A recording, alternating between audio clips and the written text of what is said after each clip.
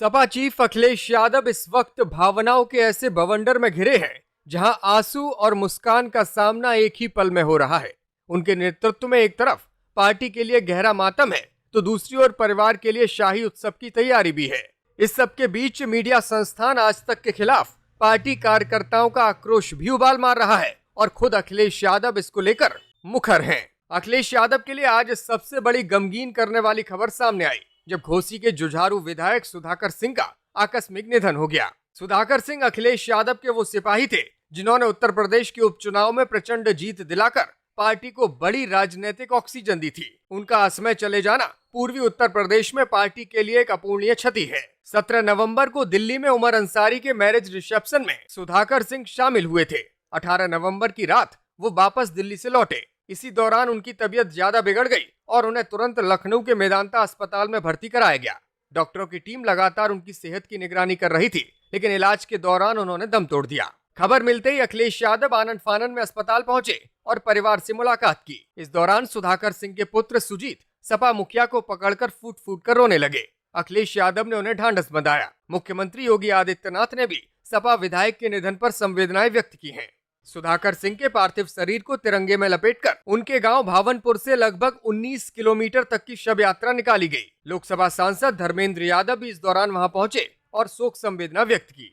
इस दुखद माहौल के विपरीत अखिलेश यादव को पारिवारिक खुशी का नेतृत्व भी जल्द ही करना है। महज 4 दिनों बाद यानी कि 25 नवंबर को सैफई में उनके चचेरे भाई आर्यन यादव, जो कि राजपाल यादव के बेटे हैं, की शादी होने जा रही है। उनकी दुल्हनिया का नाम सेरिंग है, जो लद्दाख से ताल्लुक रखती हैं और सुप्रीम कोर्ट में वकील हैं।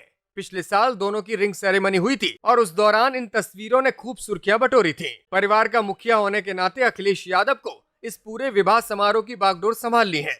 साथ ही साथ जिन लोगों को इस विवाह का आमंत्रण भेजा गया है उस पर भी अखिलेश यादव का ही नाम आमंत्रणकर्ता के तौर पर दर्ज है। एक तरफ पार्टी के सिपाही की विदाई का गम है तो दूसरी तरफ नई बहू के स्वागत का मंगल टीका भी है। ऐसे में अखिलेश यादव अपनी भावनाओं को संभालने की कोशिश कर रहे हैं। इन दो ध्रुवीय भावनाओं के बीच अखिलेश यादव को अपने कार्यकर्ताओं के भयंकर गुस्से को भी संभालना पड़ा है, जो सीधे मीडिया पर फूटा है। दरअसल सपा कार्यकर्ताओं ने नोएडा फिल्म सिटी स्थित आज तक चैनल के कार्यालय के बाहर जोरदार विरोध प्रदर्शन किया। सपा कार्यकर्ताओं का आरोप है कि समाजवादी पार्टी के संरक्षक दिवंगत मुलायम सिंह यादव का अपमान चैनल की ओर से किया गया है। अखिलेश यादव ने भी सोशल मीडिया पर 2 लंबी चौड़ी पोस्ट लिखी और इस न्यूज चैनल की रिपोर्ट पर आपत्ति जताई। हालांकि उन्होंने संस्थान के नाम का उल्लेख नहीं किया। सपा कार्यकर्ताओं ने न सिर्फ नोएडा बल्कि राजधानी लखनऊ में भी इंडिया टुडे के दफ्तर के बाहर प्रदर्शन किया। भारी संख्या में तैनात पुलिस बल ने कड़ी मशक्कत के बाद सपाइयों को समझा बुझाकर मामले को शांत कराया है। यूपी में कई जगहों पर सपा कार्यकर्ताओं ने इस चैनल की मैगजीन की प्रतियां जलाकर अपने गुस्से का इजहार किया। दरअसल इंडिया टुडे ने अपनी वेबसाइट पर एक लेख प्रकाशित किया था। लेख का शीर्षक था कि गांधारी के श्राप ने मुलायम सिंह यादव के वंश में उत्तराधिकार युद्ध की भविष्यवाणी कैसे की। सपा अध्यक्ष अखिलेश यादव और उनके कार्यकर्ताओं ने इस लेख पर गहरी आपत्ति दर्ज कराई।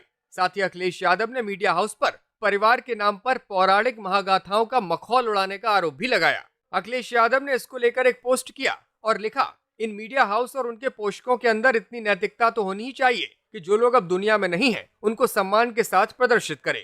दिवंगतों के प्रति सम्मान की भावना रखना हमारी सांस्कृतिक परंपरा रही है। इन जैसे धनलोभी मीडिया हाउसों ने पत्रकारिता के मान, मूल्य, मर्यादा और सैद्धांतिक सीमाओं की अपेक्षा करना तो व्यर्थ है, लेकिन अपने देश की सांस्कृतिक परंपरा की निरंतरता की रत्ती भर उम्मीद तो की जा सकती है, या इनमें इतनी भी नैतिकता नहीं बची है। यूपी की सियासत में घट रही इन तमाम घटनाओं के बीच अखिलेश यादव की धर्मपत्नी और मैनपुरी से सांसद डिंपल यादव अपने संसदीय क्षेत्र पहुंची। मीडिया से रूबरू होते हुए डिंपल यादव ने क्या कुछ कहा वो भी आप सुनिए।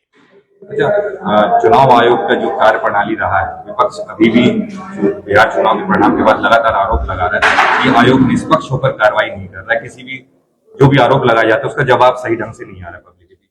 क्या लगता है 27 में या आगे आने वाले चुनाव में, क्योंकि चुनाव आयोग जो है, जो डिलीटेड जितने भी हमारे मतदाता है उनकी सूची क्यों नहीं दे रहा है? आखिर कहीं ना कहीं प्रश्न चिन्ह चुनाव आयोग पे लगातार उठ रहा है और हम पूरी तरह से कह सकते हैं, पूर्ण तरीके से, कि जो चुनाव आयोग है वो एक पक्ष को लेके ही कार्रवाई कर रहा है या एक पक्ष को ही देख रहा है और विपक्ष को की अनदेखी कर रहा है। जो भी कहा जा रहा है, जहां डिलीटेड वोट्स का सवाल है, जहां चुनाव आयोग ने वोट एड्स करे हैं तो उसकी भी वो लिस्ट क्यों नहीं दे पा रहा है? तब शेख हसीना जो पूर्व प्रधानमंत्री थी उनको आज फांसी की सजा सुनाई गई।